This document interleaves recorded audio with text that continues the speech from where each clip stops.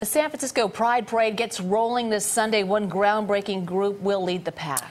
Yeah, but for the first time in 40 years, they'll be without one of their own leaders. Dykes on Bikes founder Soni Wolf passed away in April. KPIX5's Jackie Ward on the movement that she started on her motorcycle.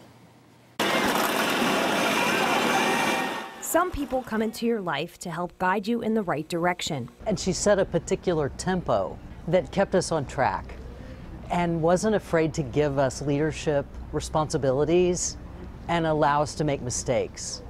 And clear up some of the murkiness that can sometimes get in the way. She also helped us see the things that just didn't matter. For the members of Dykes on Bikes, Soni Wolf was that person. Yeah, she was a rock. She was a heart of who we are and what we came to stand for. Soni started riding with what was then called the Women's Motorcycle Contingent in 1978 and took on an official leadership role in 1990. She was the group's secretary for as long as anyone can remember.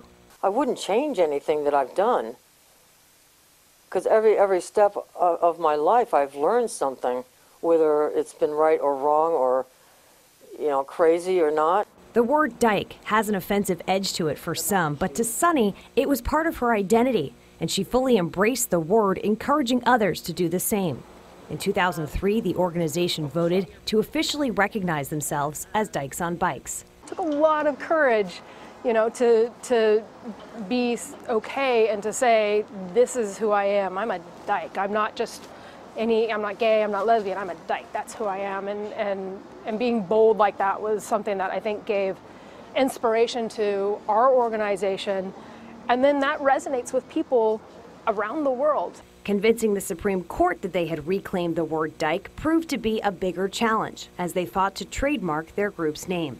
As an expert witness, Soni testified in Washington, saying, there's different descriptors around being gay and what that means. But if you're going to call me anything other than a woman or a human being, call me a dyke. After 12 years of fighting, Dykes on Bikes ultimately won, thanks in part to Soni.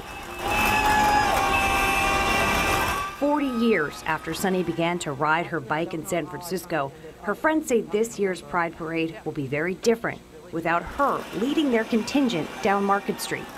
I will always carry the vision of Soni, resting on her motorcycle in her Pride flag and her Dykes on Bikes flag and her U.S. flag, duct taped to her bike, and just the vision of her there. She was just always this really calming presence up there, just waiting for it all to happen.